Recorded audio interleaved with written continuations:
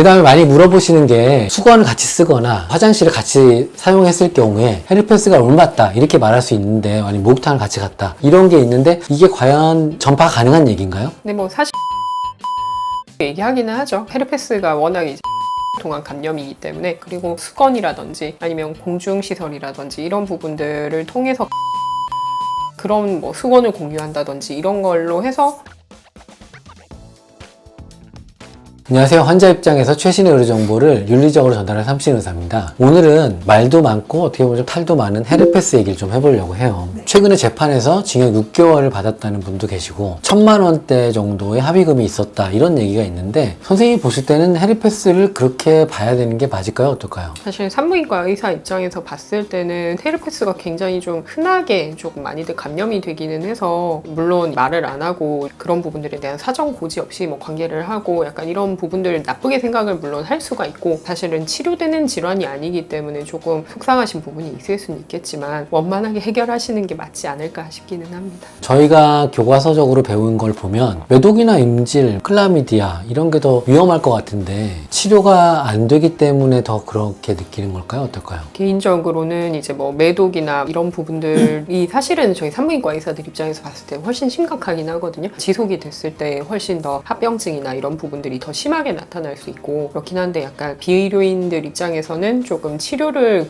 그런 부분들이 가능하다라는 게 있으니까 헤르페스 쪽에 좀 더 무게를 두고 계신 것 같기는 합니다. 제가 볼 때는 그게 아마 그런 것 같아요. 이게 앞에서 차가 와서 딱 부딪히면은 이게 느낌이 오잖아요. 근데 가만히 있는데 뒤에서 누가 뒤통수 딱 때리면 예상치 않은 질환이 나한테 나왔다. 여기서의 분노 게이지가 좀 올라가시는 것 같아요. 맞아요. 그리고 약간 뭐 성병이라는 거에 대한 약간 좀 인식 자체도 별로 좋지가 않고, 그 헤르페스라는 게 또 잊을만 하면 다시 생기고 약간 이러니까 조금 뭐 화가 나실 수는 있을 것 같아요. 그래서 한 번 걸리면 또 재발도 많기 때문에 그래서 좀 얘기하는 거여서 오늘 좀 헤르페스 얘기를 좀 해보려고 합니다.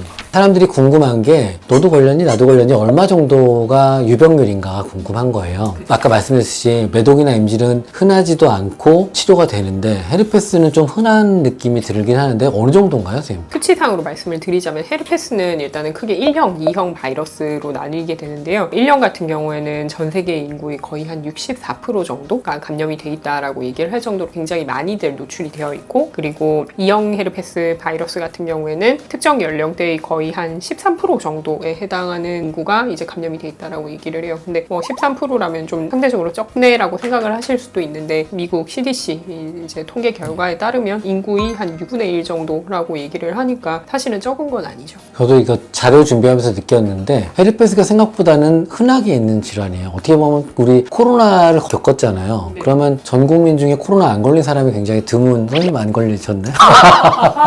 그러긴 한데 네. 그런 거만큼은 헤르페스가 양성인 경우가 꽤 많은 것 같긴 합니다. 네. 헤르페스 2형이 우리가 주로 이제 산부인과에서 많이 보는데요. 이거는 유병률이 어느 정도 될 걸까요? 남녀 성별 차이가 좀 있을까요? 성별 차이가 좀 있고, 글로벌 트렌드로 보면은 여성분들이 남성분에 비해서 좀 더 영향을 많이 받는 것으로 알려져 있습니다. 왜냐하면 성적 접촉 중에서 남성에서 여성으로의 전염 효율이 더 높기 때문이고, 2004년 연구 결과에 따르면 남성에 비해서 여성분이 거의 이제 2배 가까이, 그래서 남성은 보통 한 5.8% 정도, 그리고 여성에서는 한 12% 정도가 뭐 유병률이 좀 많이 나타나기는 했죠. 10명 중 1명이면 생각보다 꽤 많은 편이긴 합니다. 네. 그 여성이 좀 더 많다고 하는데요. 산부인과에도 보면 사실 남성은 많이 안 걸리는 경우도 있는 것 같아요. 근데 여성이 많은 이유가 특별히 어떻게 설명을 드려야 될까요? 말씀드렸다시피 성적 접촉을 통해서 이제 점막 감염이 많이 된다라고 얘기를 드리는데, 여성분들 같은 경우에 점막이 아무래도 남성분들에 비해서 좀 더 얇고, 그리고 뭐 생리 주기에 따라서 좀 질레의 상태가 약간 감염에 취약한 상태가 주기적으로 좀 나타나게 됩니다. 그리고 관계 중에 아무래도 점막이 좀 미세 손상을 입는 경우가 여성분이 남성분에 비해서 좀 더 많기 때문에, 아무래도 그런 손상된 부위를 통해서 바이러스가 침투돼서 좀 헤르페스가 많이 감염이 되는 것 같아요. 실제로 검사를 하다 보면요, 그 아내분이 양성이에요. 그래서 남편분 검사를 하면 남편분이 양성이 나오는 게 맞잖아요. 원래는 안 나오는 경우는 어떻게 판단을 해볼까요? 검사 방법의 차이가 좀 있기는 하죠. 여성분들은 보통은 질적 분비물에 채취를 해서 검사를 하게 되고, 남성분들은 또 다른 방법으로 해서 검사를 하게 되는데, 그런 검사 방법에 따라서 또 이제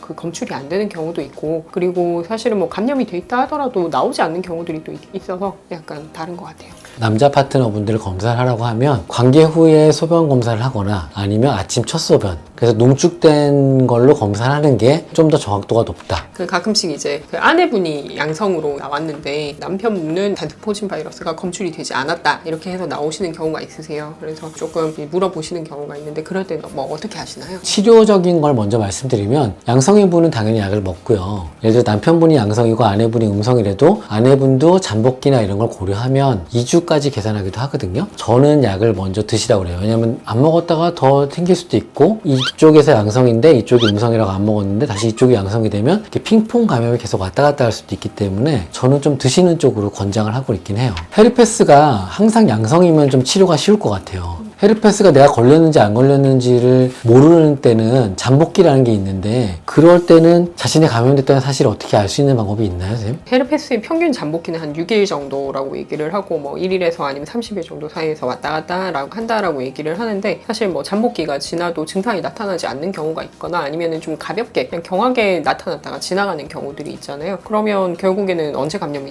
됐는지는 알 수는 없는 거죠. 그래서 이제 많은 분들이 또 외래에서는 혈액 검사를 하기도 해요. 혈액 검사 원해서 하시기도 하는데 제가 보면 헤르페스 양성이면 대부분 이전에 걸린 거에 대한 표지자 검사 양성이 나오는 경우가 있고 진짜 처음 관계로 양성인 경우가 이제 그 IgM이 양성이 나온 경우가 있긴 하죠. 그래서 그런 경우에는 조금 약간 논란이 생기기 시작할 것 같아요. 그래서 사실 그거는 나중에 이제 2편에서 또 다시 한번 다뤄보겠습니다.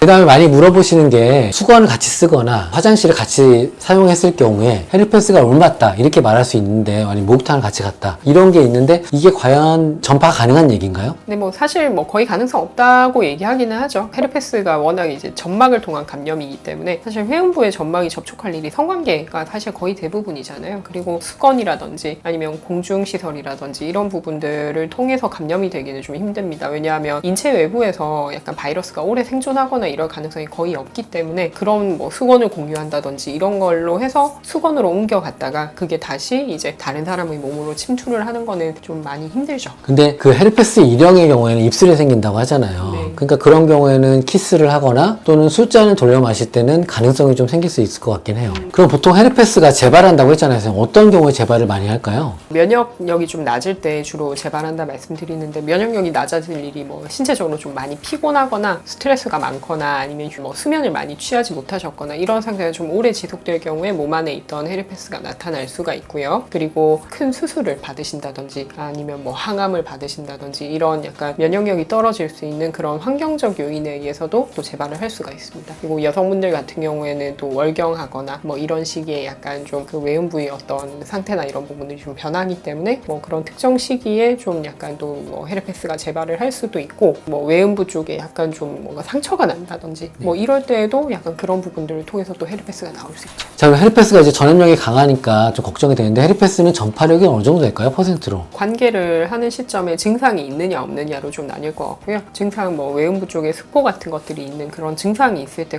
관계를 하면 거의 한 뭐 90% 정도 이제 전파가 될 수 있다 얘기를 드립니다. 그리고 무증상 흘림이라고 얘기를 하는데 증상이 없을 때도 관계를 했을 때 거의 한 70% 정도 전파력이 있는 걸로 알려져 있고 그리고 콘돔이나 이런 부분들을 뭐 써서 조금 전파력을 뭐 감소시킬 수는 있어요. 그래서 연간 보통 한 10%에서 20% 정도 재발을 한다라고 생각했을 때 한 뭐 콘돔을 사용하면 3% 정도 재발률을 좀 줄일 수 있다라고 얘기를 하죠. 바이러스 질환이기 때문에 콘돔을 써도 완전히 예방되지 못한다는 거죠. 네. 실제로 제 진료실에서 헤르페스 때문에 어떤 이유 때문에 누구 때문인지를 하셔서 대학병원까지 갔다 온 분이 계셨어요. 네. 근데 그분도 원인을 찾지 못하긴 했거든요. 어떻게 설명을 드려야 될까요, 선생님? 의료진 입장에서. 진짜 주기적으로 오세요. 약간 헤르페스 감염의 원인이나 아니 뭐 누구의 탓을 해야 되는지 이런 부분들 뭐 검사를 통해서 밝혀낼 수 있는지 이런 걸 물어보러 오시는 분들이 있는데 사실 의사들 입장에서도 되게 애매한 문제인 것 같거든요. 물론 여러 가지 검사 방법이 있지만 뭐 발병 시기나 이런 것들을 정확히 특정하기에는 좀 한계가 있고 그리고 감염 경로라든지 이런 부분들도 사실 뭐 100% 성적 접촉이다라고 할 수는 없기 때문에 예를 들면 수직 감염이라든지 이런 부분들도 사실은 가능성이 있는 거잖아요. 그리고 뭐 잡육목기나 이런 부분들이 뭐 사실은 얼마나 이제 증상이 없다가 새롭게 나타났는지 이런 것들도 알 수가 없어서 그런 증상이 처음에 나타났을 때 뭐 눈에 불을 켜고 약간 누가 잘못을 했느냐 뭐 지금 현재의 파트너가 문제가 있었느냐 이렇게 생각을 하시기보다는 내가 앞으로 이제 관리를 해나가야 되는 다른 뭔가 가벼운 어떤 질환이 하나 좀 추가가 됐구나라고 생각을 하시고 좀 생활 습관이나 이런 부분들 좀 관리를 안내 받으셔가지고 잘 따라주시는 정도가 사실은 충분할 것 같습니다. 저는 이렇게 설명드릴 것 같아요. 일회성은 그냥 좀 말씀하신 대로 관리로 가자. 반복의 경우는 좀 신경을 쓰자. 이렇게 설명드릴 것 같아요.